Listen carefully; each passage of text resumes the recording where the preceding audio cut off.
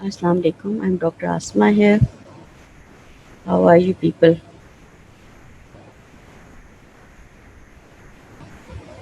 Now today we are going to start with the two main topics. Today we will have two lectures. एक तो अभी 10 से 11 होगा और दूसरा 12 से 1 होगा.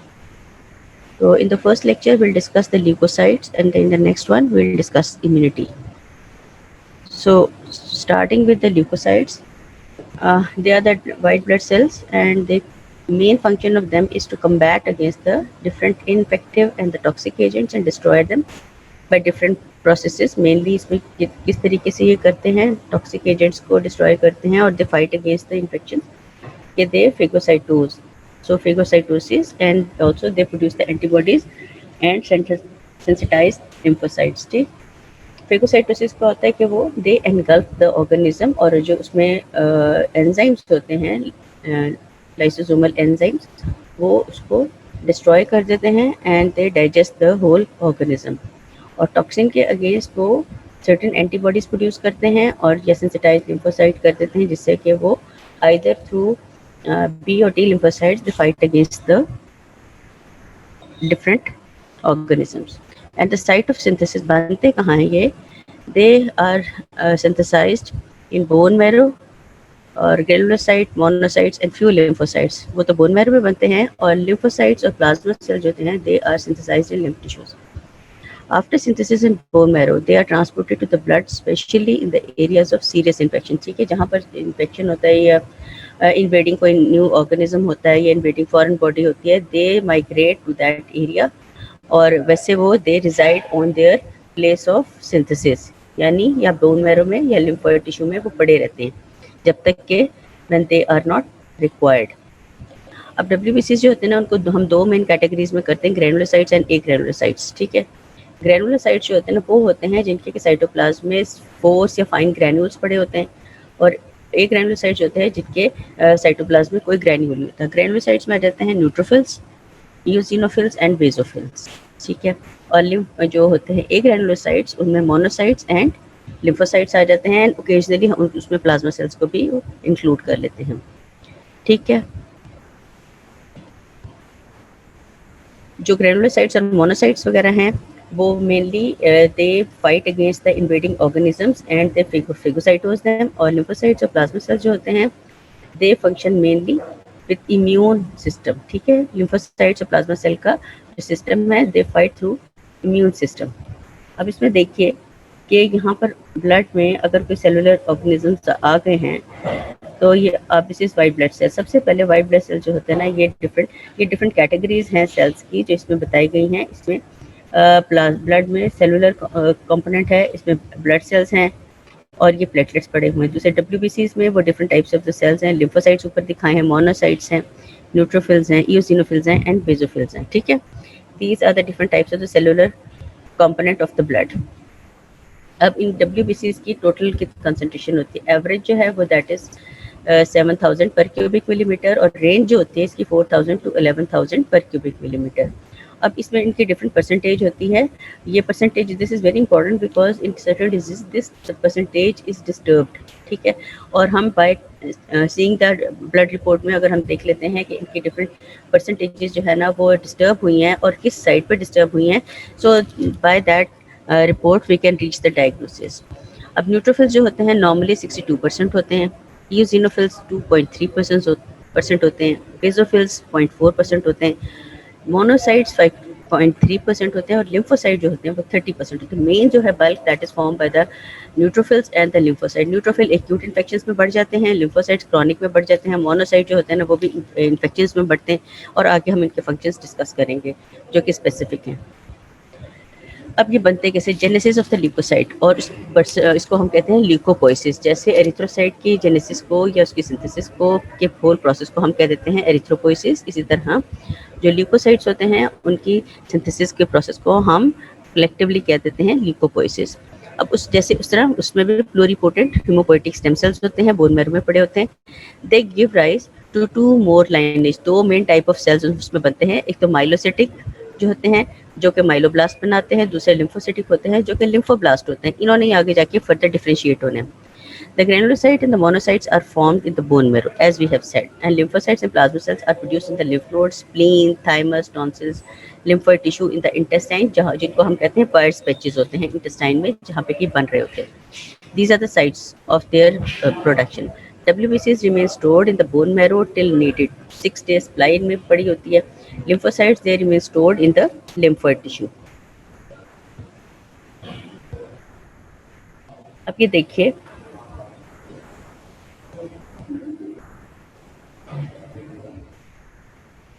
ये देखिए कि इसमें आपको ब्लड पिक्चर एक दिखाई है और इसमें बन के न्यूट्रोफिल्स यहाँ पे फाइब्रोब्लास्ट हैं, स्टेम सेल्स हैं, वहाँ से न्यूट्रोफिल जो है वो मेच्योर होके and it is released into the blood stream और फिर वहाँ पे ब्लड में फ्लो करना शुरू होता है बोन मैरो से निकल के. जो bone marrow with in the bone marrow जो ब्लड वेसल्स होती हैं, साइनोसाइड्स होती हैं, उसमें रिलीज जाता है और फिर वहाँ से वो मेन जो है ब्लड स्ट्रीम और सर्कुलेशन उसमें वो फ्लो करना शुरू कर देते हैं. ठीक है, अब इसमें जो है ये एक फ्लो चार्ट है, इसमें आप देखिए कि प्लूरीपोटेंट हिमोपोएटिक स्टेम सेल्स हैं, ये नीचे भी इसके दिखाया है. ठीक है, अब और लिम्फोइड स्टेम सेल्स हैं. अब हिमोपोएटिक जो प्लूरीपोटेंट सेल्स हैं इसमें कॉलोनी फॉर्मिंग यूनिट होता है जो कि स्प्लीन की तरफ जा रहे होते हैं. कॉलोनी फॉर्मिंग यूनिट जो है ना ये ब्लास्ट सेल्स होते हैं और उसके ऊपर आप देखिए कि ये जाके ऊपर जो है एरिथ्रोब्लास्ट बनते हैं जो कि फर्दर एरिथ्रोसाइट्स में कन्वर्ट हो जाते हैं. जो कॉलोनी फॉर्मिंग यूनिट्स होते हैं जो ग्रेनुलोसाइट्स और मोनोसाइट्स बनाते हैं उन्होंने आगे जाके ग्रेनुलोसाइट बनाने हैं. और नीचे आप देखिए कॉलोनी फॉर्मिंग जो मेगा कैरियोसाइट्स होते हैं उन्होंने मेगा कैरियोसाइट बनाने जो कि फर्दर प्लेटलेट्स में डिफरेंशिएट हो जाते हैं. नीचे जो लिम्फोइड स्टेम सेल्स होते हैं इन्होंने टी लिम्फोसाइट्स और बी लिम्फोसाइट्स में डिफरेंशिएट हो जाना है जो कि आगे एक्वायर्ड इम्यूनिटी में अपना रोल प्ले करते हैं. नाउ ग्रेनुलोपोइसिस होता क्या है, इसके डिफरेंट स्टेजेस हैं. माइलोब्लास्ट बनता है सबसे पहले, उससे फिर प्रोमाइलोसाइट्स बनते हैं, फिर माइलोसाइट्स बनते हैं, फिर मेटामाइलोसाइट्स बनते हैं और बैंड मेटामाइलोसाइट्स बनते हैं. फिर उनसे फर्दर डिफरेंशिएट होकर मैच्योर ग्रेनुलोसाइट्स बनते हैं और ग्रोथ जो है ना that induces and the differentiation induces substances release होते हैं जो कि इन सबको इनके फाइनल जो है शक्ल में ले आते हैं. ठीक है, माइलोब्लास्ट बहुत ही इमेच्योर होते हैं, 10 to 12 micrometre large oval round होते हैं. इसमें क्रोमेटिन वगैरह पड़ा होता है, न्यूक्लियाई बेसोफिल सारे इसमें होते हैं. ठीक है, प्रोमाइलोसाइट जो होते हैं वो स्लाइटली लार्जर होते हैं विद समवॉट मोर डिफरेंशिएशन. माइलोसाइट जो है दे आर मोर रिफाइंड और इसमें अगर ग्रेनुलोसाइट है तो उनमें स्पेसिफिक टाइप ऑफ ग्रेन्यूल जो है वो बनने शुरू हो जाते हैं. मेटामाइलोसाइट जो है ना उसमें न्यूक्लियस जो है ना स्मॉल या हॉर्स शेप हो जाता है और एक्टिव अमीबिड मूवमेंट इसमें अपीयर होना शुरू हो जाती है. बैंड मेटामाइलोसाइट जो होते हैं न्यूक्लियस जो होता है ना वो बैंड शेप बन जाता है and due to further condensation of the सादा क्रोमेटिन उसमें जो जेनेटिक मटेरियल है वो डिपॉजिट होना शुरू हो जाता है. फिर उसके बाद ये मैच्योर ग्रेनुलोसाइट्स बनते हैं when bands form shows constriction in the nucleus lobulated. क्यों वो कंस्ट्रिक्शंस डिफरेंट बन जाते हैं, जैसे कि डिफरेंट लॉब्यूल्स बन जाते हैं न्यूक्लियस के, जैसे कि न्यूट्रोफिल्स के स्पेसिफिक टाइप ऑफ लॉब्यूल्स होते हैं. 2 to 5 नंबर होता है लॉब्यूल का और नंबर ऑफ लॉब्यूल से हम मेच्योरिटी ऑफ द सेल को डिटरमिन करते हैं. The more the number of lobules the more mature is the neutrophil. अब लाइफ स्पैन जो होता है WBCs का, जो ग्रेनुलोसाइट्स जो होते हैं वो सर्कुलेशन में जब वहाँ से रिलीज होते हैं बोन मैरो से तो 4 to 8 आवर्स तक सर्कुलेशन में रहते हैं. Then they enter the tissue and remain there for 4 to 5 days. ठीक है, मोनोसाइट जो है they remain in the blood for 10 to 20 hours. फिर वो टिश्यू में जब एंटर होते हैं they become swollen and become macrophages and they remain there for months and years. ये सबसे ज़्यादा इनकी लाइफ होती है कि दे स्टे देयर. लिम्फोसाइट्स जो होते हैं वो they circulate in the blood through lymphatic circulation and they live in the body for weeks, months and the years. ठीक है, इनकी भी जो लाइफ स्पैन है वो WBC से बड़ा होता है और मोनोसाइट्स और लिम्फोसाइट्स दोनों ज़्यादा देर के लिए स्टे करते हैं विद इन द बॉडी और WBC जो है वो बाय मैक्सिमम ये 4 to 5 days के लिए रहते हैं ग्रेनुलोसाइट्स जो. Next is the very important system in the body defense mechanism is the monocyte macrophage cell system. इसको हम रेटिकुलो एंडोथेलियल सिस्टम भी कहते हैं. अब मोनोसाइट जो होते हैं दे बिकम अटैच, ये एक ग्रेनुलोसाइट्स होते हैं and they become attach to the tissues and remain attach for months and years. वो किसी भी टिश्यू पे जाते हैं, वहाँ पे जब बन जाते हैं तो टिश्यू पे जाके अटैच होते हैं और वहीं पर रहते हैं. अब ये है कि दे कैन, उसकी क्वालिटी ये है कि they can phagocytize large quantities of bacteria, viruses, necrotic tissue और other foreign particles in the tissue.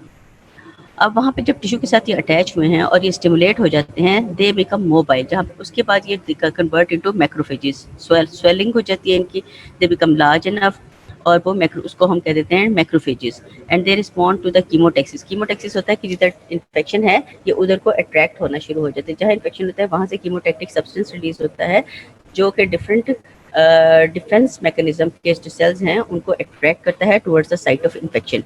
सो ये कीमोटैक्सिस को फॉलो करते हैं और दूसरे stimuli related to the inflammatory process, ठीक है। तो इसलिए द थिंग इज के हमारी बॉडी में एक मोनोसाइट मैक्रोफेज सिस्टम मौजूद है, which is the first line of defence against the invading organisms. The total combination of the monocytes in the blood, mobile macrophages, fixed tissue macrophages, and a few specialized endothelial cells in the bone marrow, spleen, and the lymph node, ये सब चीज़ों को मिला जुला के collectively we call them as reticuloendothelial system। यानी reticuloendothelial system में monocytes होते हैं, macrophages, mobile macrophages होते हैं, जो fixed tissue macrophages होते हैं, कुछ endothelial cells होते हैं body blood में या spleen में या lymph nodes में, उन सबको collectively हम कहते हैं reticuloendothelial system। As they originate from the monocyte stem cells, they are called monocyte macrophage system, as we have discussed. अब ये जो मैक्रोफेजेस होता है ये डिफरेंट एरियाज में है और डिफरेंट एरियाज के हिसाब से इनके नाम भी फिर डिफरेंट है। पहले आ जाते हैं हिस्टियोसाइट्स। हिस्टियोसाइट्स जो होते हैं ना वो मेनली स्किन और सबक्यूटेनियस टिश्यू में जो मैक्रोफेजेस जाके पड़े होते हैं उनको हम हिस्टियोसाइट्स कहते हैं। स्किन इज मेनली इम्प्रेग्नेबल, यानी कि वो ज़्यादा उसमें इन्फेक्शन नहीं हो सकता, उसका अपना डिफेंस मैकेनिज्म ही काफ़ी है, ठीक है। When infection begins in the subcutaneous tissue and the local inflammation occurs, tissue macrophages can divide and form more macrophages, then they attack and destroy the infectious agent। यानी जब तक कि वो स्टिमुलस नहीं आता, उनको कोई बाहर इन्वेडिंग ऑर्गेनिज्म नहीं आता, इन्फेक्शन नहीं आता, वो तब तक they stay there with the infection, जो हिस्टियोसाइट्स होते हैं। और फिर जब अगर कोई स्टिमुलस आ जाता है तो देन दे डिवाइड और they attack and they destroy the invading organism और टॉक्सिन व्हाटएवर। अब जो लिम्फ नोड में भी पड़े होते हैं macrophages, large number of the macrophages they line the lymph sinuses. Lymph nodes में साइनसेस होती हैं जिनको के इनकी जो इनर वॉल होती है वहाँ पर ये वहाँ पे अरेंज हुए थे in the form of a line, ठीक है। So they line the inner surfaces of the lymph sinuses. If any particle enters the sinuses through the lymph and the macrophages, they phagocytize them। यानी macrophages जहाँ जहाँ भी पड़े हैं दे stay there, जब तक कि वहाँ पे कोई फॉरेन बॉडी या इन्वेडिंग ऑर्गेनिज्म नहीं आता, वो फिर वो जाके वो मल्टीप्लाई हो जाते हैं एंड दे फेगोसाइटोज कर देते हैं, उसको एनगल्फ कर लेते हैं। देखिए ये दिखा है इसमें इन दिस कि ये लिम्फ नोड दिखाई है जिसमें लिम्फ मेडुलरी साइनसेस हैं, जिसके अंदर ये सेल्स जो है वो अरेंज हुए होते हैं, ठीक है।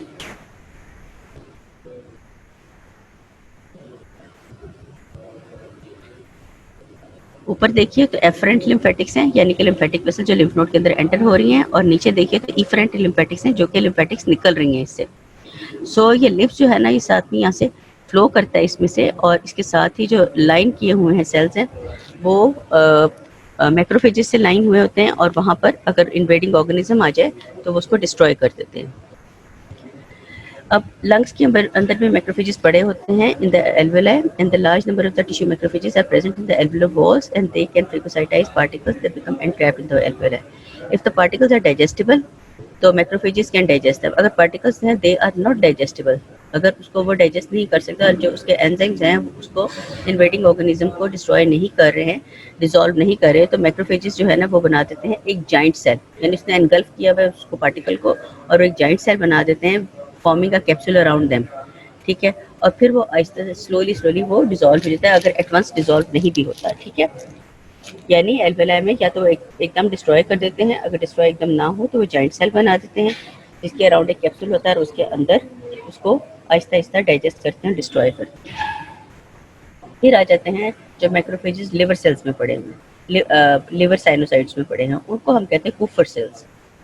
Large number of bacteria they pass into the portal blood. जाहिर है हमारे जो जीआईटी में जितने भी एब्जॉर्प्शन होती है सेल्स की, और जीआईटी की सबसे ज़्यादा सर्कुलेशन जो हम खाते पीते हैं ऑब्वियसली बैक्टीरिया अगर उसके थ्रू जा रहे हैं तो जीआईटी सर्कुलेशन में जाते हैं। जीआईटी सर्कुलेशन सारी जो है ना पहले पोर्टल ब्लड में जाती है। पोर्टल ब्लड जो लिवर की जो होती है ब्लड सप्लाई, उसको हम पोर्टल ब्लड कहते हैं। थ्रू द फिर वो लिवर साइनोसाइड्स में जाती है। लिवर साइनोसाइड्स के अंदर जैसे कि लंग लिम्फ नोड की साइनोसाइड्स के अंदर मैक्रोफेजेस पड़े हुए हैं, इसी तरह ही इसमें मैक्रोफेजेस पड़े हैं, उन्हें हम कूफर सेल्स कहते हैं। These cells form particulate filtration system that almost none of the bacteria succeeds in passing from the portal blood into the general systemic circulation. यानी इस ये लिवर का जो है लिम्फेटिक सिस्टम और ये macrophage system that is so much effective कि वो वहाँ से सारे ऑलमोस्ट ऑल द बैक्टीरिया उनको वहीं पर ही डिस्ट्रॉय कर देता है और ये फर्दर आगे सर्कुलेशन में नहीं जाए। That's why liver is very very important organ in the body. Kupffer cells perform phagocytosis of single bacterium in 1/100th of a second। इतनी जल्दी वो उसको डिस्ट्रॉय करते हैं और इतने इफेक्टिव होते हैं द Kupffer cells। इस पे आपको नोट आ सकता है the types of the different macrophages in the different tissues of the body. उसमें ये सारे आपको बताने हैं कि स्किन में होता है, लंग्स में होता है, लिम्फोइड में होता है, लिम्फ नोड्स में होता है और लिवर में होता है। ठीक है, ये सब आपने याद रखने हैं। ये देखिए, ये डिफरेंट साइनसिस में बताया है कि वो वहाँ पर सर्कुलेट करता है ब्लड में। अब मैक्रोफेजेस स्प्लीन और बोन मैरो में भी पड़े होते हैं। The macrophages they become enwrapped by the reticular meshwork of these two organs, and when foreign particles they come in contact with these macrophages, they are phagocytosed. Now, very important topic is the inflammation. Inflammation पे आपको full fledged question भी आ सकता है, किसी scenario के साथ related inflammation आ सकता है। So to understand inflammation is very important. When tissue injury occurs, whether caused by bacteria, trauma, chemical, heat, or any other phenomena, multiple substances are released by the injured tissue. The cause dramatic secondary changes in the surrounding uninjured tissues.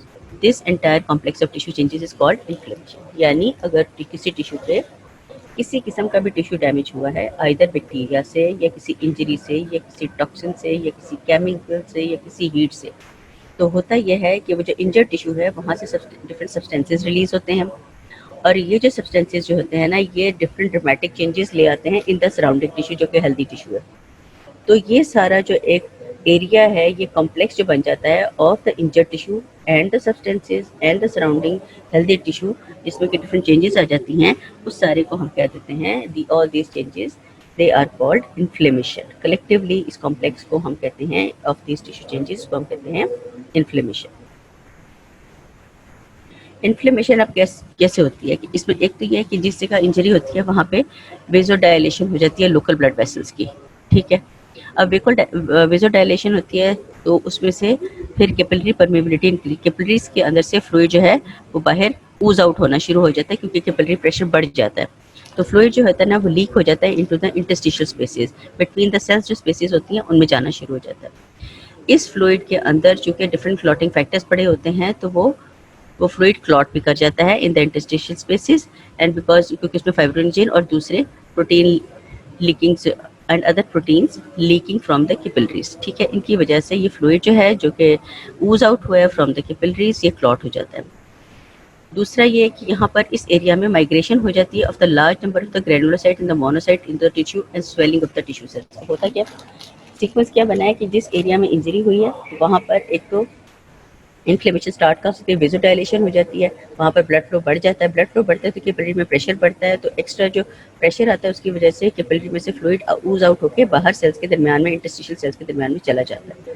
जो fluid वहाँ गया है वो वहाँ पे जाके clot भी हो जाता है क्योंकि उसमें सर्टेन क्लॉटिंग फैक्टर्स पड़े होते हैं, फिब्रिनोजेन पड़ी होती है और दूसरे प्रोटीन्स होती हैं। ठीक है, वो उसके और दूसरे उस एरिया में माइग्रेट कर जाते हैं मोनोसाइट्स एंड डिफरेंट ग्रेनुलोसाइट्स, तो उस एरिया में एक बल्क बन जाता है and whole this process causes the swelling of that tissue और उसको हम कहते हैं इन्फ्लेम्ड एरिया या इन्फ्लेमेशन का प्रोसेस वहाँ स्टार्ट हो। ठीक है, अब ये सारा कुछ होता किन किन प्रोडक्ट्स की वजह से है, डिफरेंट सब्सटेंसेस होते हैं। जैसे मैंने शुरू में बताया कि जब टिश्यू इंजरी होती है तो वहाँ से डिफरेंट सब्सटेंसेस रिलीज होते हैं। तो जो सब्सटेंसेस हैं वो कौन से रिलीज होते हैं, इसमें होते हैं हिस्टामिन होती है, ब्रेडिकिनिन होती है, सेरोटोनिन होती है, प्रोस्टाग्लैंडिन्स होती हैं। ठीक है, इसके अलावा several different reaction products of complement system. Complement system होता है एक डिफेंस मैकेनिज्म होता है, वो हम सब्सिक्वेंट जो हमारा लेक्चर है आज उसमें हम पढ़ेंगे। फिर reaction products of the blood clotting system. ठीक है, जो ब्लड क्लॉटिंग सिस्टम के होते हैं वो भी जो है वो भी अफेक्ट करते हैं इसको। फिर आ जाता है मल्टीपल सब्सटेंसेस जिनको हम कहते हैं लिम्फोकाइन्स, वो भी रिलीज होते हैं जो कि by sensitised T cells, which sensitized T cells are a part of the immune system. They activate the macrophage system, and within a few hours, the macrophage begin to destroy tissue. But at times, the macrophage also further injure the still living tissue cells. होता क्या है कि different जो है tissue injury हुई है, different substances release होते हैं, जिसमें कि ये हिस्टामिन, ब्रेडिकिनिन, सेरोटोनिन, प्रोस्टाग्लैंडिन। इसके अलावा इसमें और जो है प्रोडक्ट्स ऑफ कम्प्लीमेंट सिस्टम भी रिलीज होते हैं। इसके अलावा क्लॉटिंग फैक्टर्स रिलीज होते हैं इसमें। इसके अलावा यहाँ से लिम्फोकाइंस रिलीज होती हैं, जो कि सेंसिटाइव टी सेल्स के थ्रू रिलीज होती है, ठीक है। और ये सारे जब रिलीज होते हैं तो ये एक्टिवेट करते हैं मैक्रोफेजेस को। मैक्रोफेजेस जो माइग्रेट करते हैं टू द इन्फेक्टेड एरिया, वहाँ जाके जो फॉरेन पार्टिकल हैं उनको डिस्ट्रॉय करते हैं। समटाइम्स उनका एक्शन इतना इंटेंस होता है कि वो नॉर्मल सेल्स को भी डिस्ट्रॉय कर देते हैं। तो they have such a powerful defence mechanism. Inflammation का एक बहुत इंपॉर्टेंट पार्ट है, that is a वॉलिंग of effect of inflammation. वॉलिंग of यानी वो जो एरिया है उसके जो इन्फ्लेम्ड है, इन्फेक्टेड है, उसके गिर्द एक वॉल बना देते हैं, ठीक है। The first result of inflammation is to wall off the area. Wall off के इधर एक दीवार खड़ी कर दी है, एक इन्फेक्टेड एरिया के दरमियान और हेल्दी टिश्यू के दरमियान, ठीक है। Is to wall off the area of injury from remaining tissues. The tissue spaces and the lymphatics in the inflamed area are blocked by fibrinogen clots and fluid barely flows through the spaces। होता क्या है कि जो side पे उस infected area की side पे जो सेल्स पड़े हैं उसमें फिब्रोनोजेन आके डिपॉजिट हो जाती है, तो सेल्स के दरमियान में कोई स्पेस ही नहीं बचती कि वहाँ से कोई फ्लूइड जो with in the infected area है वहाँ से जो डिस्ट्रॉइंग सब्सटेंसेज हैं वो वहाँ से निकलकर हेल्दी टिश्यू में जा सके। तो वो एक तरह की सेल्स और ये फिब्रोनोजेन मिलके एक वॉल बना देते हैं, ठीक है, जो सेपरेट कर देती है इन्फेक्टेड और हेल्दी टिश्यू को। This is called the वॉलिंग effect. This वॉलिंग effect process delays the spread of bacteria और टॉक्सिन प्रोडक्ट्स, ठीक है, वो उसके स्प्रेड को प्रिवेंट करते हैं। अब intensity of the inflammatory process जो है ना वो प्रोपोर्शनल होती है to the degree of the tissue injury. जितनी ज़्यादा टिश्यू इंजरी हुई है उतना ही जो इन्फ्लेमेटरी प्रोसेस है वो इंटेंस होगा, ज़्यादा तेज़ होगा। जैसे कि स्टेफिलोकोकाई जो होते हैं ना वो जो बैक्टीरिया होते हैं वो इन्वेड करते हैं टिश्यू को, टिश्यू के अंदर एंटर होते हैं और वहाँ पे जाके सेलुलर टॉक्सिन्स जो है वो रिलीज करते हैं और इन्फ्लेमेशन डेवलप हो जाती है। Local staphylococci infection is characteristically walled off and prevented from spreading. यानी वो जो इसका एक कैरेक्टरिस्टिक पैटर्न होता है कि स्टेफिलोकोकल इन्फेक्शन जो होता है ना उसमें वॉलिंग ऑफ मैकेनिज्म ज़रूर होता है, जबकि जो स्ट्रेप्टोकोकल इन्फेक्शन होता है वो इतना एक तो ये कि इंटेंस लोकल टिश्यू डिस्ट्रक्शन नहीं होती, सो स्वेलिंग डेवलप हो जाती है, कुछ हो जाती है, और दूसरे इसमें जो है इतना वॉलिंग ऑफ इफेक्ट जो होता है ना वो भी इतना नहीं होता। लेकिन जब वॉलिंग ऑफ इफेक्ट नहीं होता तो स्प्रेड ऑफ इन्फेक्शन हो जाता है। स्प्रेड ऑफ इन्फेक्शन होने से sometimes as a result streptococci often have greater tendency to spread through the body. जब वॉलिंग ऑफ नहीं होती और उसकी वजह से कॉज भी हो जाती है डेथ, ठीक है। तो सो ऑल्दो स्टेफिलोकोकाई जो है ना वो ज़्यादा डिस्ट्रक्टिव होते हैं एज कम्पेयर टू स्ट्रेप्टोकोकाई, लेकिन स्टेफिलोकोकाई चूँकि अगर इन्वेड करे तो उनका वो वॉलिंग ऑफ मैकेनिज्म होता है जिससे इन्फेक्शन स्प्रेड नहीं होता, तो उससे खुदा न खास्ता डेथ होने के चांसेस कम होते हैं। लेकिन स्ट्रेप्टोकोकल इन्फेक्शन की चूँकि वॉलिंग ऑफ मैकेनिज्म नहीं होता उसमें, तो इन्फेक्शन स्प्रेड करता है और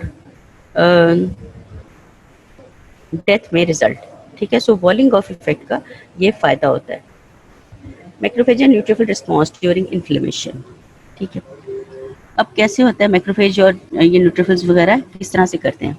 फर्स्ट लाइन ऑफ डिफेंस कैसे होता है। Tissue macrophage is the first line of defence against infection. Within minutes after inflammation begins, the macrophage is already present in the tissue, whether histiocytes हो, alveolar macrophages हो, microglia हो, जैसे brain में जो present होते हैं उनको माइक्रोग्लाया कहते हैं। वो फौरन से एक तो मल्टीप्लाई होना शुरू हो जाते हैं और फेगोसाइटोज करना शुरू करते हैं, जो भी इन्वेडिंग ऑर्गेनिज्म, ठीक है। और फर्स्ट हो जाता है कि रैपिडली ये एनलार्ज होते हैं, चूँकि इन्होंने फेगोसाइटोज करना है। प्रीवियसली सेसाइल यानी कि जो होते हैं स्लो होते हैं या नॉन मोबाइल जो मैक्रोफेजेस होते हैं, they break loose from their attachment and become mobile, forming the first line of defence against the infection. So any infection, अगर आपको क्वेश्चन आता है कि which one is the first line of defence against infection, तो आपने neutrophils नहीं बताना, आपने बताना है macrophages are the first line of defence against invading infection या इन्फ्लेमेशन, ठीक है। फिर उसके बाद आता है सेकेंड लाइन ऑफ डिफेंस, वो होती है neutrophil invasion within the first hour. वो विद इन फ्यू मिनट्स हो जाती है मैक्रोफेजेस की, और within first hour neutrophils आ जाते हैं वहाँ। After inflammation begin large number of the neutrophils they begin to invade the inflamed area, वो इन्फ्लेम्ड एरिया में आ जाते हैं। अब ये होता कैसे है, they alter the inside surface of the capillary endothelium causing the neutrophils to stick to the capillary walls in the inflamed area. This effect is called margination. यानी ये उस एरिया में चले जाते हैं माइग्रेट होकर न्यूट्रोफिल्स, और वहाँ की कैपिलरीज की जो अंदर की लाइनिंग है वहाँ पे जाके वो अटैच हो जाते हैं, और इस प्रोसेस को हम कहते हैं मार्जिनेशन। पहला होता है margination. This causes the intercellular attachment between the endothelial cells of the capillaries and venules to loosen, allowing the opening of the neutrophils to pass by diabetes directly from the blood into the tissue spaces. होता क्या है कि उस उन capillaries में चले जाते हैं, जाके उसकी एंडोथेलियल सरफेस के साथ अटैच हो जाता है. जब एंडोथेलियल सरफेस के साथ अटैच होते हैं तो उसको डिस्ट्रॉय करना शुरू कर देते हैं, वहाँ पे ओपनिंग बना देते हैं कैपिलरीज में, और फिर वहाँ से ये डायबिटीसिस एक होता है जिसमें कि स्क्वीज करके जो WBCs होते हैं वो अपने आप को स्क्वीज करके उस ओपनिंग के अंदर से निकल जाते हैं, और फिर जाके टिश्यू में जहाँ पे इन्फ्लेमेशन है वहाँ पे जाके बैक्टीरिया को डिस्ट्रॉय करते हैं. इस तरह से वो कैपिलरीज में से डायबिटीसिस के थ्रू वो टिश्यू में चले जाते हैं. तीसरा आता है they cause the chemotaxis of the neutrophils. Chemotaxis होती है जिससे कि न्यूट्रोफिल और अट्रैक्ट होते हैं towards the inflamed area, and thus because the blood neutrophils are already mature cells. चूँकि अब ये जो होते हैं मोनोसाइट मैक्रोफेज, ये पहले मोनोसाइट इमेच्योर होते हैं, फिर मेच्योर होकर मैक्रोफेज बनते हैं, तो न्यूट्रोफिल्स चूँकि ऑलरेडी मेच्योर होते हैं, तो जब ऑल्दो वो थोड़े लेट आते हैं बट उनका जो फेगोसिटिक मैकेनिज्म होता है दैट इज़ मोर इंटेंस, और वो ज़्यादा स्कैवेंजर इफेक्ट उनका ज़्यादा होता है. ठीक है ना, ये आप देख सकते हैं कि कीमोटैक्टिक फैक्टर है कि ये यहाँ से डिफरेंट सब्सटेंसेस जो होते हैं ना वो रिलीज होते हैं फ्रॉम द इन्फेक्टेड एरिया, और ये सारे जो WBCs हैं उनको अट्रैक्ट करते हैं टुवर्ड्स द इन्फ्लेम्ड एरिया. ये कैपिलरी दिखाइए, उसके अंदर से WBCs निकल के और इन्फ्लेम्ड एरिया जो पर्पल साइड आपको दिखा रहे उसमें वो चले जाते हैं. ठीक है ना. Acute increase in the number of the neutrophils in the blood, उसको हम कहते हैं न्यूट्रोफिलिया. अगर एकदम से न्यूट्रोफिल नंबर बहुत ज़्यादा बढ़ जाए उस कंडीशन को हम कहते हैं न्यूट्रोफिलिया. Acute increase in the number of neutrophil is called neutrophilia. अब ये acute infection में होता है क्या, the number of the neutrophils in the blood sometimes increase 4 to 5 fold तक बढ़ जाता है. नॉर्मल कितना है 7000 तक है. ठीक है, नॉर्मल 4000 to 5000 से वो बढ़ के 15 to 20,000 तक चला जाता है per microlitre, and this is called neutrophilia. अब इसकी कॉजेज क्या होती हैं? The products of inflammation they are transported to the bone marrow. जो products of inflammation bone marrow में जाते हैं वहाँ पे जाके जो स्टोर्ड न्यूट्रोफिल्स जो होते हैं ना उनको मोबिलाइज करते हैं और रिलीज कर देते हैं इनटू द सर्कुलेटिंग ब्लड. उसकी वजह से सो मेन रीज़न क्या होती है कि जो एक्यूट इन्फ्लेमेशन में जो सब्सटेंसेस रिलीज होते हैं वो जाके बोन मैरो में जो मेच्योर न्यूट्रोफिल्स पड़े होते हैं उनको वो वहाँ से डिटैच करते हैं और उनको रिलीज करते हैं into the circulation. So neutrophilia में एक तो आपने ये याद रखना है there is increase in the number of the WBCs, और ये नंबर दैट में इंक्रीज फ्रॉम 15,000 to 20,000, और ये एक्यूट इन्फेक्शंस में होता है. ठीक है, अब दूसरा सेकंड मैक्रोफेज इन्वेजन. एक तो फर्स्ट मैक्रोफेज इन्वेजन थी, एक दूसरी सेकंड मैक्रोफेज इन्वेजन होती है जो कि थर्ड लाइन ऑफ डिफेंस है. The number of monocyte. अब मोनोसाइट जो सर्कुलेट कर रहे हैं, कुछ तो मैक्रोफेजेस आके अटैच हुए हैं टिश्यूज में और डिफरेंट जगह पे. ठीक है, वो सबसे पहले आके जो है ना वो कंट्रोल करते हैं, फिर आ जाते हैं न्यूट्रोफिल. तीसरा आता है कि जो मोनोसाइट जो है ना सर्कुलेट कर रहे हैं तो उनका काफ़ी नंबर लो होता है और वो स्टोर हुए होते हैं in the form of pools of the monocyte bone marrow के अंदर. ठीक है, therefore the buildup of the macrophages in the inflamed tissue area is slower than the neutrophils, and even after invading the inflamed tissue monocytes are still immature cells requiring 8 hours to swell and develop the quantities of the lysosomes, the qualities of the lysosomes. Only then they do acquire the full capacity of the tissue macrophage for phagocytosis. यानी third line of defence क्या है कि monocyte जो circulate कर रहे हैं वो थोड़े होते हैं लेकिन ये कॉलोनीज की फॉर्म में बोन मैरो के अंदर पड़े होते हैं. वहाँ पे जब इन्फ्लेमेशन स्टार्ट होती है तो ये जो मोनोसाइट जो होते हैं ये इमेच्योर होते हैं, ये कन्वर्ट होते हैं. They take 8 hours to become mature into they swell up and are converted into macrophages. और ये जाके ये जब कन्वर्ट हो जाते हैं into the mature macrophages then they phagocytose. Macrophages are activated by cytokines release by T lymphocytes. अब होता कैसे है कि कैसे ये जो मैक्रोफेजेस जो है ना वो एक्टिवेट हो जाते हैं. ये डिफरेंट साइटोकाइन जो होते हैं सब्सटेंसेस होते हैं जो कि टी लिम्फोसाइट से रिलीज होते हैं. Activated macrophages migrate in response to chemotactic stimuli and kill the bacteria by phagocytosis. वही के वो कीमोटैक्सिस के थ्रू उस एरिया में जाते हैं और वहाँ पे जाके वो किल करते हैं. ये जो होते हैं 100 टाइप्स ऑफ सब्सटेंसेस जो होते हैं उनको हम कहते हैं इंटरल्यूकिन्स, वो उनको ये रिलीज करते हैं मैक्रोफेजेस। दूसरे ये एंडोजिनस पायरोजेंस जो कि फीवर कर सकते हैं, वो सब्सटेंसेस को रिलीज करते हैं। Tissue necrotic factor alpha, TNF alpha हम उसको कहते हैं टिश्यू नेक्रोटिक फैक्टर, वो स्टिमुलेट करता है production of the super oxide. Super oxide होते हैं ये ऑक्सीजन रेडिकल्स होते हैं बाय न्यूट्रोफिल्स जो कि डिस्ट्रॉय करते हैं इन्वेडिंग टिश्यूज को। प्रोस्टाग्लैंडिन्स जो होती हैं वो रिलीज होती है, इससे प्लेटलेट्स एक्टिवेटिंग फैक्टर रिलीज होता है। सो मैक्रोफेजेस जो होते हैं ना वो एक्टिवेट होते हैं by the release of the different substances, और ये खुद भी डिफरेंट सब्सटेंसेस को रिलीज कर रहे होते हैं, जिसमें इंटरल्यूकिन्स आ जाती हैं, एंडोजिनस पायरोजेंस आ जाते हैं, TNF अल्फा आ जाता है, प्रोस्टाग्लैंडिन्स आ जाती हैं, और प्लेटलेट एक्टिवेटिंग फैक्टर्स आ जाते हैं जो कि मैक्रोफेजेस से रिलीज होते हैं। अब आता है fourth line of defence. Fourth line of defence होता है increase production of granulocyte and monocyte by the bone marrow. ठीक है, स्टिमुलस तो चला गया उनको। अब क्या होता है कि जो मौजूद थे उन्होंने जल्दी से जाके डिफेंस मैकेनिज्म में पार्टिसिपेट किया है, लेकिन पीछे जो हमारे जो स्टोर होता है वो कम हो जाता है। जब स्टोर जो है ना वो कम होता है तो ग्रेनुलोसाइट और मोनोसाइट जो है ना बोन मैरो उनकी प्रोडक्शन इंक्रीज कर जाती है। This results from the stimulation of the granulocytic and monocytic progenitor cells of the marrow. उनमें प्रोजेनिटर यानी कि जो इमेच्योर सेल्स बड़े होते हैं जिन्होंने बाद में कन्वर्ट होना है ग्रेनुलोसाइट्स में और मोनोसाइट्स में, वो बढ़ जाते हैं। ठीक है, वो स्टिमुलेट होते हैं और स्टिमुलेट होने के बाद वो अगर if the stimulus from the inflamed tissue वो कंटिन्यू करती रहती है तो bone marrow can continue to produce these cells in tremendous quantities for months और even years and sometimes at a rate 20 to 50 times than normal. ठीक है, यानी अगर इन्फ्लेमेशन कंटिन्यू रहे तो प्रोडक्शन और स्टिमुलेशन ऑफ द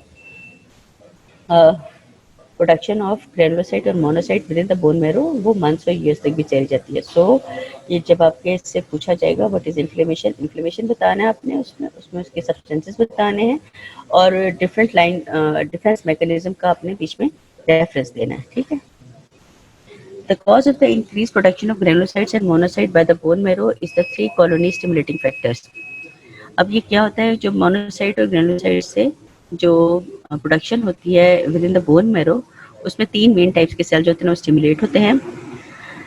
GMCSF होता है, GCSF होता है, MCSF होता है। Combination of the TNF, interleukins 1 and colony stimulating factor. Colony stimulating factor, ये 3 टाइप्स ऑफ सेल्स हैं।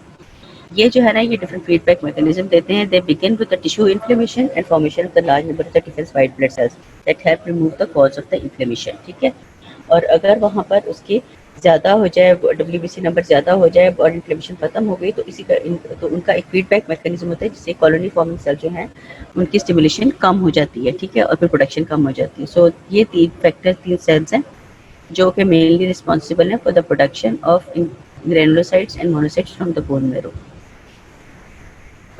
Here you can see that there are bone marrow के अंदर आप देखिए ग्रेनुलोसाइट्स पड़े होते हैं, मोनोसाइट्स एंड द मैक्रोफेजेस। ठीक, अब ये सारा जो है एक सीक्वेंस चलता रहता है। इन्फ्लेमेशन होती है, जो एक्टिवेटेड मैक्रोफेजेस जो होते हैं ना वो मज़ीद स्टिमुलेट हो जाते हैं एट द स्पॉट। उनमें से ये सारे सब्सटेंसेस TNF, IL जो सारे सब्सटेंसेस रिलीज होते हैं बोन मैरो में जाते हैं और बोन मैरो में जाके वो production of the new sales कर देते हैं। TNF अल्फा और इंटरल्यूकिन्स जो है ना एंडोथेलियल सेल्स और फाइब्रोब्लास्ट और लिम्फोसाइट्स होते हैं ना उनको स्टिमुलेट करते हैं और ये उनके टाइप के सेल्स को की production with in the bone marrow ये स्टिमुलेट कर देते हैं इफ गेट इन्फेक्टेड। ठीक है, this was all about neutrophils and the macrophages. अब एक और टाइप के सेल्स होते हैं within the blood which is a type of the WBCs जिसको हम कहते हैं इओसिनोफिल्स। यूसिनोफिल्स पूरे ब्लड में तकरीबन 2 to 3% के करीब होते हैं। ये इनकी वीक फेगोसिटिक एक्टिविटी होती है, और लेकिन ये कीमोटैक्सिस भी ये एग्जिबिट करते हैं, यानी ये सब्सटेंसेस रिलीज करते हैं जिससे कि अट्रैक्ट होते हैं other WBCs to the site of infection. ये मेनली पैरासिटिक इन्फेक्शन में इंक्रीज करते हैं and they migrate into the tissues diseased by the parasite. Eosinophils they attach themselves to the parasite and release substances that kill many of the parasites like schistosomiasis में होता है। ठीक है, तो ये पैरासिटिक इन्फेक्शन में मेनली ये increase करता है इनका नंबर। इसके अलावा ये डिफरेंट एलर्जिक रिएक्शंस में भी eosinophils का नंबर इंक्रीज कर देता है, जिसमें कि सबसे इम्पोर्टेंट है एस्थमा।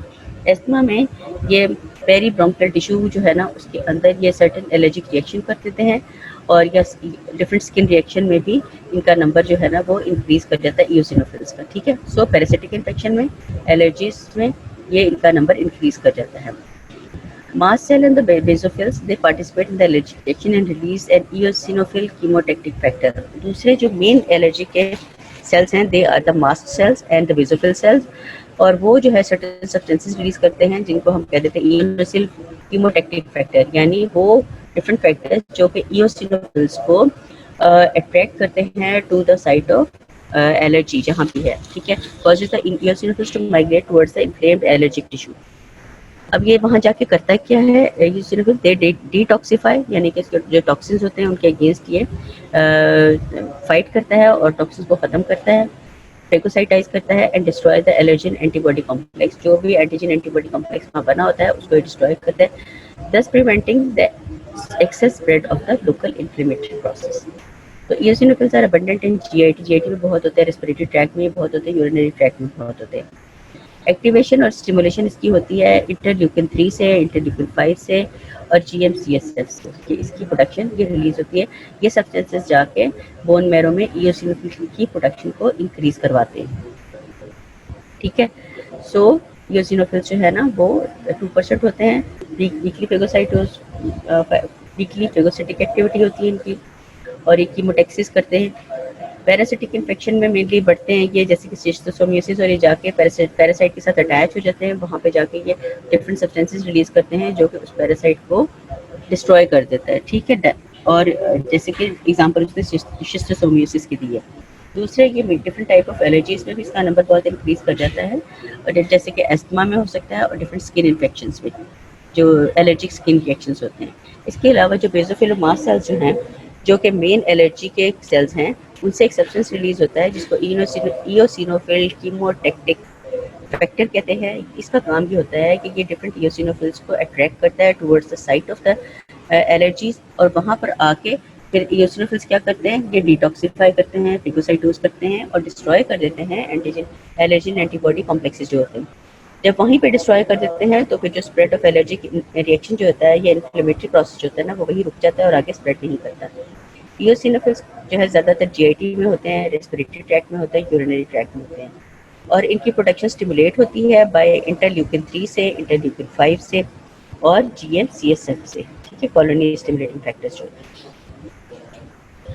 फिर आ जाते हैं हमारे पास cells, basophils and mast cells, ठीक है। अब बेसोफिल्स जो होते हैं और मास्ट सेल्स, इनका मेन काम जो है ना, they are similar to the large tissues. Basophil भी लार्ज टिश्यू मास्ट सेल्स की तरह के होते हैं।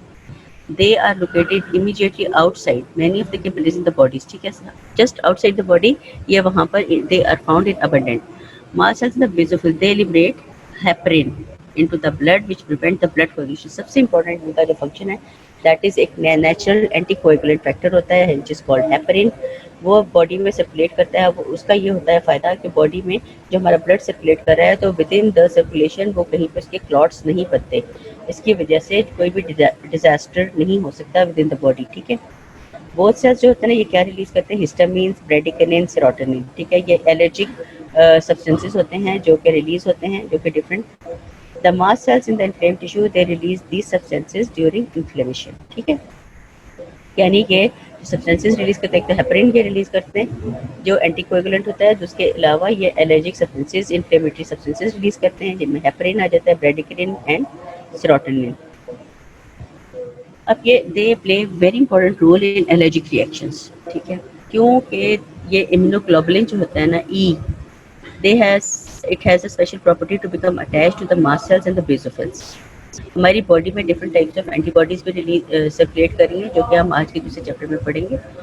तो वो जो बॉडीज़ हैं, जब भी कोई एलर्जिक रिएक्शन होता है तो आईजीई टाइप की जो एंटीबॉडीज इम्यूनोग्लोबुलिन्स होती हैं वो जाके अटैच हो जाती है मास्ट सेल से और बेसोफिल से। उसके बाद क्या होता है कि ये specific antigen for the IgE specific antibody react with specific IG antibody से, जब वो इस आईजी एंटीबॉडी के साथ कोई भी स्पेसिफिक टाइप ऑफ एंटीजन आकर रिएक्ट करता है, it causes the mast cell और the basophils to rupture and release the exceedingly large quantities of histamine, bradykinin, serotonin, heparin, slow reacting substance of anaphylaxis and a number of lysosomal enzymes. ये substances आपने याद रखने के कौन से substances release होते हैं, जब भी आईजीई जो है उसकी स्पेसिफिक कोई एंटीजन आ जाता है तो वो उस एंटीबॉडीज़ के साथ रिएक्ट करता है और वो जाके मास्ट सेल से और बेसोफिल से डिफरेंट सब्सटेंसेस को रिलीज कराता है, जिसमें आ जाता है histamine, bradykinin, serotonin, heparin, slow reacting substance of anaphylaxis और a different number of lysosomal enzymes. और ये सारे सब्सटेंसेस मिलके क्या करते हैं, लोकल वेस्कुलर एक तो ये कि डायलेशन करते हैं और टिश्यू रिएक्शन करते हैं। वेस्कुलर और टिश्यू रिएक्शन क्या होता है कि वेस्कुलर डायलेटेशन कर देते हैं और डिफरेंट जो टिश्यू रिस्पॉन्स होता है वो देते हैं टुवर्ड्स द इन्फ्लेमेशन और टुवर्ड्स द एलर्जी। अब एक टर्म होती है leucocytosis. Leucocytosis is the term which is used for the increased number of WBCs above 11,000. इसकी रेंज हमने शुरू में पढ़ी है कि it ranges between 4,000 to 11,000 पर क्यूबिक मिलीमीटर। अगर 11,000 से ऊपर चले जाए 15, 20, 30 जितने भी, तो दिस इज कॉल्ड ल्यूकोसाइटोसिस। और ये जो नंबर जो है इसमें different types of cell different types of infections में इंक्रीज करते हैं, ठीक है। और मोस्टली क्या होता है कि ये ज़्यादातर जो ल्यूकोसाइटोसिस हम उसको कहते हैं कि जिसमें कि न्यूट्रोफिल्स बढ़ जाते हैं, बट सर्टेन अदर सब भी है डिजीजेज जिनमें कि दूसरे टाइप ऑफ सेल्स बढ़ते हैं। Acute and the chronic pyogenic infection और इन्फ्लेमेशन में ल्यूकोसाइटोसिस हो जाता है। क्रॉनिक इन्फेक्शन में ल्यूकोसाइट्स बढ़ जाते हैं, एक्यूट इन्फेक्शन में न्यूट्रोफिल्स बढ़ जाते हैं। डिफरेंट मेटाबॉलिक डिसऑर्डर्स होते हैं, ठीक है, जैसे यूरीमिया हो गया, गाउट हो गया, किसी को डायबिटीज़ हो गई, कीटोसिस हो गया, लिवर डिजीज़ हो गई। इन सब में different types of the cells जो हैं वो बढ़ जाते हैं ऑफ द WBC। मैलिग्नेंसीज जो कैंसर होता है उसमें rapidly growing tumour associated with tissue destruction. इसमें क्या होता है कि डिफरेंट टाइप्स ऑफ एब्नॉर्मल जो होता है सेल्स, ये एब्नॉर्मल टाइप ऑफ WBC जो होते हैं ना वो एक ह्यूज नंबर में इंक्रीज कर जाते हैं and they cause the tissue destruction. Poisoning में लेड पॉइजनिंग हो जाए या मर्करी पॉइजनिंग हो जाए उसमें भी ल्यूकोसाइट काउंट इंक्रीज कर जाती है। हेमरेज हो जाए ड्यू टू एनी रीज़न तो भी ल्यूकोसाइट काउंट इंक्रीज कर जाती है। अब फिजियोलॉजिकल न्यूट्रोफिलिया यानी कि पास ऐसी कंडीशन है जो कि डिजीज़ नहीं है लेकिन फिर भी न्यूट्रोफिल का नंबर इंक्रीज कर जाता है। वो कौन कौन सी कंडीशन है, जैसे फिजिकल और इमोशनल स्टिमुलस, जैसे कोई बहुत ही परेशान है, एंग्जाइटी है, उसमें भी न्यूट्रोफिल का नंबर इंक्रीज कर जाता है। जब ये हम स्ट्रेस में आते हैं तो हमारे कैटेकोलामीन्स रिलीज होते हैं। कैटेकोलामीन्स डिफरेंट हार्मोन्स होते हैं, ठीक है, वो रिलीज होते हैं तो भी WBC का नंबर इंक्रीज कर देता है। एक्सरसाइज के बाद न्यूट्रोफिल का नंबर इंक्रीज करता है। Shift of the marginated pool to the circulation के अगर जो हमारा सेल्स जो हैं जो मार्जिन हुए हुए हैं within the cell within the capillaries, अगर वो सर्कुलेशन में रिलीज हो जाए तो भी उनका नंबर इंक्रीज कर जाता है। उसको हम सूडो न्यूट्रोफिलिया कहते हैं, ठीक है, यानी कि वो एक्चुअल न्यूट्रोफिलिया नहीं होता, उसको हम सूडो न्यूट्रोफिलिया कहते हैं जब मार्जिनेटेड न्यूट्रोफिल जो है वो रिलीज हो जाए सर्कुलेशन में। तो ल्यूकोसाइटोसिस इज अ टर्म जिसमें कि increase number of normal WBCs बढ़ जाता है मोर देन 11,000 पर क्यूबिक मिलीमीटर। और डिफरेंट टाइप्स ऑफ इन्फेक्शन होते हैं, एक्यूट एंड क्रॉनिक इन्फेक्शन में बढ़ जाता है, मेटाबॉलिक डिसऑर्डर्स में बढ़ जाता है, मेलिग्नेंसी में या कैंसर्स में बढ़ जाता है, पॉइजनिंग में बढ़ जाता है, हेमरेज में बढ़ जाता है। और बाज़ दफ़ा बगैर बीमारी के डिफरेंट फिजियोलॉजिकल कंडीशंस होती है उसमें होता है जिसमें एक्सरसाइज हो सकते हैं, इमोशनल स्ट्रेस हो सकते हैं कि स्ट्रेस में और एंग्जाइटी में कैटेकोलामीन्स रिलीज होते हैं, उसमें हो सकता है। और एक होते हैं सूडो न्यूट्रोफिलिया कि जब जो मार्जिनेटेड न्यूट्रोफिल्स हैं वो बाय चांस रिलीज हो जाएं with in the circulation, that is called pseudo न्यूट्रोफिलिया। इसके अलावा लिम्फोसाइटोसिस होती है कंडीशन, ये भी इंक्रीज नंबर ऑफ लिम्फोसाइट्स होती हैं। एक क्रॉनिक इन्फेक्शन में होता है और वायरल इन्फेक्शन होता है जैसे वूपिंग कफ जिसको हम काली खांसी कहते हैं, ठीक है, उनमें ये लिम्फोसाइट नंबर बहुत इंक्रीज कर जाता है। ट्यूबरकुलोसिस में इंक्रीज कर जाता है, मैलिग्नेंसीज में इंक्रीज कर जाता है, ठीक है।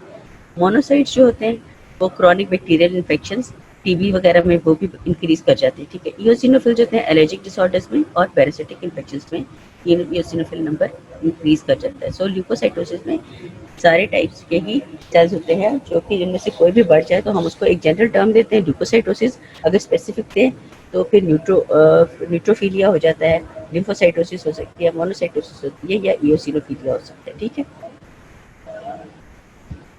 Now there is a term which is called leucopenia. जब भी किसी सेल के साथ आप पीनिया का वर्ड देखेंगे तो वो देखिए कि उसका decrease number of that cell, ठीक है।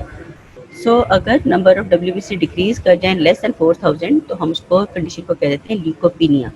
अब वो किन किन कंडीशन में होती है, फॉलिक एसिड डेफिशिएंसी में हो सकती है, टाइफाइड फीवर में WBC नंबर कम हो जाता है, वायरल इन्फेक्शन डिफरेंट होते हैं जैसे कि मीजल्स हो जाए, हेपेटाइटिस हो जाए, रुबेला हो जाए, इन्फेक्शियस मोनोन्यूक्लियोसिस हो जाए, इनमें WBC नंबर इंक्रीज कर जाता है, डिक्रीज कर जाता है। और डिक्रीज करता है तो डिफेंस मैकेनिज्म इसका वो बॉडी का डिस्टर्ब हो जाता है। फिर ग्लूकोकॉर्टिकॉइड्स रिलीज़ हों या अगर हम मेडिसिन की फॉर्म में ले रहे हों तो भी डब्ल्यूबीसी काउंट डिक्रीज़ कर जाती है। अगर किसी की रेडियोथेरेपी हो रही है तो एक्सेसिव एक्सरे जो होती हैं उनके एक्सपोजर से या रेडियोथेरेपी से भी डब्ल्यूबीसी काउंट इंक्रीज़ कर जाती है, क्योंकि बोन मैरो जो है वो डब्ल्यूबीसी बना नहीं होती, बोन मैरो डिप्रेशन हो जाती है रेडियोथेरेपी से। ड्रग्स एंड केमिकल्स के डिफरेंट टाइप्स ऑफ ड्रग्स होती हैं, जैसे कि बेंजीन हो गई या दूसरी हो गई, जो कि बोन मैरो का फंक्शन कम कर देती हैं। उन ड्रग्स के लेने से भी ज़ाहिर है जब बोन मैरो कम फंक्शन करेगी तो डब्ल्यूबीसीज भी कम बनेंगे, आरबीसी भी कम बनेंगे, सभी कुछ कम बन रहा है तो फिर भी डब्ल्यूबीसी नंबर कम हो जाता है। ठीक है, कुछ कॉमन ड्रग्स होती हैं जिनको हम इस्तेमाल करें तो डब्ल्यूबीसी नंबर कम हो जाता है, जिसमें सल्फोनामाइड्स आते हैं, ये एंटीबायोटिक होती है। क्लोरामफेनिकॉल भी एंटीबायोटिक होती है। थायोरेसिन जो होती है ना, जिसको हम थायरोटॉक्सिकोसिस को ट्रीट करने के लिए यूज़ करते हैं। और डिफरेंट वेरियस बार्बिचरेट्स, हिप्नोटिक्स यानी कि जो सेडेटिव्स होते हैं, जो कि सुकून आवर दवाइयाँ जिनको हम कहते हैं, वो लेने से भी डब्ल्यूबीसी काउंट इंक्रीज कर जाती है। एप्लेजिया ऑफ बोन मैरो के जो बोन मैरो है वो कोई भी सेल्स नहीं बना रही है, बोन मैरो डिप्रेशन हो गई है और वो किसी भी टाइप के सेल्स नहीं बना रही, उस कंडीशन में भी डब्ल्यूबीसी नंबर डिक्रीज कर जाता है। So WBC number less than 4000 cubic millimetre, तो उसको हम कंडीशन को कहते हैं ल्यूकोपीनिया। कॉजेज़ क्या होती हैं? फॉलिक एसिड डेफिशिएंसी हो सकती है, टाइफाइड हो सकता है, वायरल इन्फेक्शंस हो जाते हैं जिसमें hepatitis, measles, rubella, infectious mononucleosis वगैरह आ जाते हैं। अगर कोई ग्लूकोकॉर्टिकॉइड थेरेपी ले रहा है या एबनॉर्मल ग्लूकोकॉर्टिकॉइड बॉडी में बन रहे हैं तो भी डब्ल्यूबीसी काउंट कम हो जाता है। रेडिएशन थेरेपी हो तो उससे भी कम हो जाता है। ड्रग्स जो होती हैं जो कि बोन मैरो डिप्रेस करती हैं उनको लेने से हो जाता है। डिफरेंट टाइप्स ऑफ ड्रग जैसे कि सल्फोनामाइड्स होते हैं, एंटीबायोटिक्स होती हैं, वो लेने से कम हो जाता है। ठीक है, जो कि हम थायराइड के ट्रीटमेंट के लिए लेते हैं उनसे कम हो जाता है। डिफरेंट बार्बिचुरेट्स एंड हिप्नोटिक्स जो कि सुकून आवर दवाइयाँ हैं वो लेने से भी डब्ल्यूबीसी काउंट कम हो जाता है। या aplasia of the bone marrow, कि बोन मैरो ही प्रॉपर्ली फंक्शन ना करे तो भी ल्यूकोपीनिया हो जाता है। अब ल्यूकोपीनिया का इफेक्ट क्या होता है कि सबसे पहले होता है कि माउथ अल्सर्स बन जाते हैं, जो कि डिफेंस मैकेनिज्म के जो भी हम खाते हैं, अगर कोई इसमें इन्वेडिंग कोई ऑर्गेनिज्म है, सबसे पहले माउथ अल्सर्स बनना शुरू होते हैं। और एक तो माउथ अल्सर्स माउथ पे बनते हैं और कोलोन में आखिरी पार्ट जो होता है लार्ज इंटेस्टाइन का, वहाँ पर जाके ये अल्सर्स बनने शुरू हो जाते हैं। फिर इसके अलावा सिवियर रिस्पिरेटरी इन्फेक्शन होता है, क्योंकि ज़ाहिर है वो डिफेंस मैकेनिज्म ही नहीं है। विदाउट ट्रीटमेंट क्या हो जाता है कि खुदा न खास्ता अगर ट्रीटमेंट ना ले सके तो डेथ हो जाती है और विद इन अ वीक। लेकिन ट्रीटमेंट है कि अगर एंटीबायोटिक दे दी जाए या ट्रांसफ्यूजन्स दे दी जाएँ और डब्ल्यूबीसी रिप्लेसमेंट कर दी जाए तो मरीज़ को बचाया जा सकता है। Then a condition is called leukaemia. Leukaemia जो है इज़ वेरी इम्पोर्टेंट, कि इसको हम आम ज़बान में ब्लड कैंसर कह देते हैं। This is uncontrolled production of white blood cells by cancerous mutation of myelogenous और लिम्फोजेनस सेल्स। जो हमने शुरू में देखा है कि जो माइलोब्लास्ट या लिम्फोब्लास्ट वगैरह उसमें डिफ्रेंशिएट करते हैं। अब माइलोजेनस जिन्होंने माइलोब्लास्ट बनाते हैं, लिम्फोजेनस जो कि लिम्फोसाइट्स वगैरह बनाने, अगर उनकी एबनॉर्मल, एक तो उनकी एबनॉर्मल टाइप ऑफ सेल बन रहे हों और ह्यूज नंबर में बन रहे हों, उस कंडीशन को हम कहते हैं दैट इज़ ल्यूकीमिया। ठीक है, उसमें टीएलसी जो है ना वो ये मोर देन 20,000 कितनी भी हो जाए वो दैट इज, बट इसमें इंपॉर्टेंट बात ये ल्यूकोसाइटोसिस में भी नंबर इंक्रीज करता है, लेकिन उसमें नॉर्मल डब्ल्यूबीसी होते हैं। ल्यूकीमियाज में भी नंबर इंक्रीज करता है, but abnormal type of WBC बनते हैं। This is characterised by greatly increase number of abnormal white blood cells in the circulating blood. दो टाइप के ल्यूकीमियाज होते हैं, एक तो लिम्फोसाइटिक ल्यूकीमियाज होते हैं और एक माइलोजेनस ल्यूकीमियाज होते हैं। जो लिम्फोसिटिक ल्यूकीमियाज होते हैं they by cancerous production of, होते क्यों हैं? By cancerous production of lymphoid cells. They begin in the lymph node और other lymphocytic tissues and spreading to the other areas of body. क्योंकि बहुत ही ये जल्दी स्प्रेड करते हैं, क्योंकि एक लिम्फेटिक सर्कुलेशन पूरा सिस्टम है जिसमें कि वो सेल्स जो होते हैं ना वो सर्कुलेट करना शुरू करते हैं और हर लिम्फ नोड और हर बॉडी टिश्यू में इनके जाने के चांसेस ज़्यादा होते हैं। दूसरा आता है myelogenous leukaemia. They begin by the cancerous production of young myelogenous cells. ठीक है, इसकी भी कैंसरस प्रोडक्शन यानी कि increase number of abnormal myelogenous cells जो होती है ना, वो माइलोजेनस ल्यूकीमिया होता है।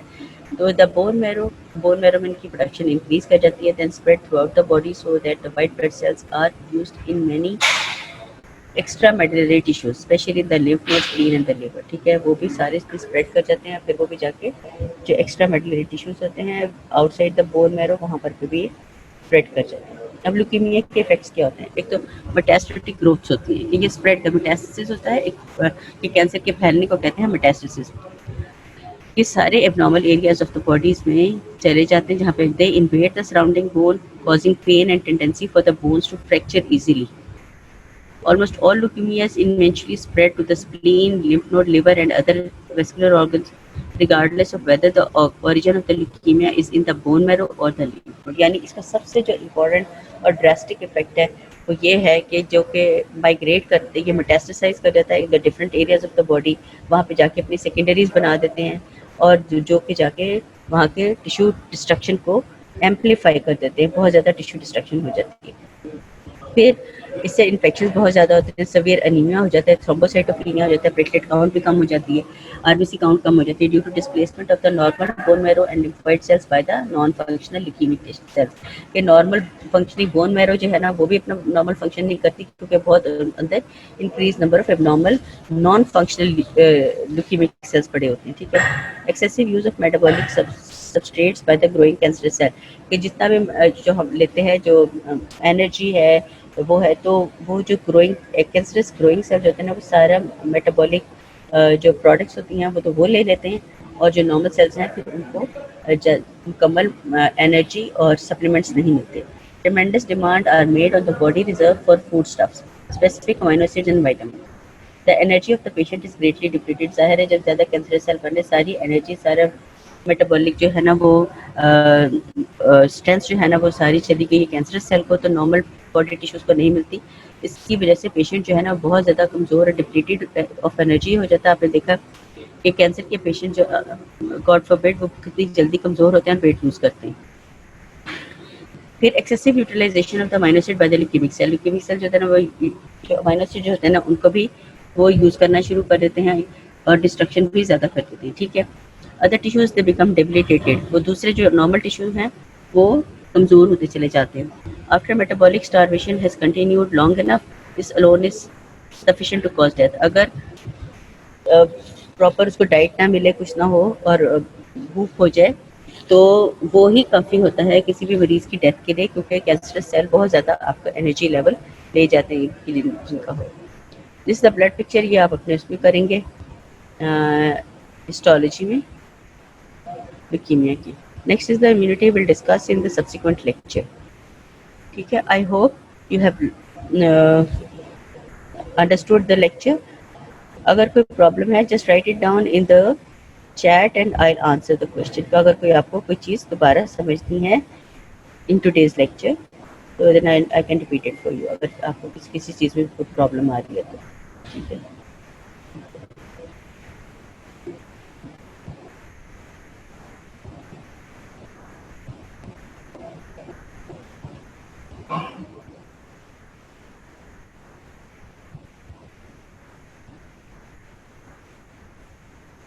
Slide number 7.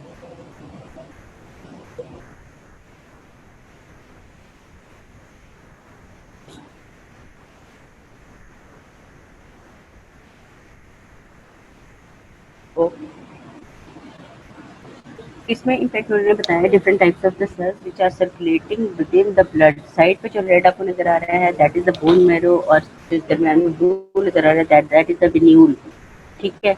जो यहाँ पे बोन मैरो के अंदर आप देखिए डिफरेंट टाइप्स ऑफ सेल्स बन रहे हैं, ब्लास्ट सेल से लेके स्टेम सेल से लेके एक ऊपर के पोर्शन में आरबीसी बनते हैं जो कि बन के और फिर एंटर हो रहे हैं। डायबिटीज देखिए, आप देखिए आरबीसी ऊपर वाली साइड पे नजर आ रहा है कि वो स्क्वीज हुआ है, अंदर से वो पास ऑन हो रहा है। इसी तरह डब्ल्यूबीसी नीचे से देखिए स्टेम सेल से बन रहे हैं, न्यूट्रोफिल्स मैच्योरेशन हो रही है और वो जाके from the bone marrow directly into the जो बोन साइनोसाइड्स होती हैं उनके अंदर मैरो के अंदर वहाँ पे रिलीज हो जाते हैं। फिर देखिए आप न्यूट्रोफिल दिखाया और इसने mature neutrophil with in the circulation, उसके 3 लोब्स भी आपको नजर आ जाएंगे सेल्स के, ठीक है। इस डायग्राम में उन्होंने दिखाया है maturation of the different types of cells within the bone marrow and how they are released into the sinusoids of the bone marrow and from there they enter into the circulation. Any question? अगर कुछ भी बेटा समझ नहीं आ रही जैसे कि ना ask me. So this was all about today's lecture. Thank you so much for listening. और इसको ज़रा आप लोग अब सीरियसली ज़रा लेना शुरू करें। मेरा ख्याल है कि सिनेरियो ये बन रहा है कि आप लोगों के एग्ज़ाम ज़रूर होंगे और ये टेस्ट भी जो है ना अपने बहुत सीरियसली लीजिए ताकि जो है ना आपकी आगे जो परसेंटेज जानी है यहाँ से वो भी अच्छी हो, बिकॉज यूएचएस के जो बीसी साहब हैं वो बहुत इस मूड में हैं कि आप लोगों को किसी भी जो भी बगैर इम्तिहान लिए आगे प्रमोट नहीं करेंगे। तो स्ट्रिक्ट ऑर्डर्स आ गए हैं, सप्लीमेंट्री के भी फाइनल ईयर बीटीएस और फाइनल ईयर बीटीएस के भी एग्जाम्स होने हैं, तो इसका मतलब है आपके 100% होते हैं। तो प्रिपेयर योर सेल्फ, जून आ गया है, अब आगे बहुत कम टाइम है, एग्जाम उन्होंने टाइम पे लेके फारिग हो जाना, ठीक है। तो आप लोग साथ साथ अपनी तैयारी करते रहें। Thank you so much. I will see you at 12 o'clock दूसरे लेक्चर में। तो अल्लाह हाफिज़।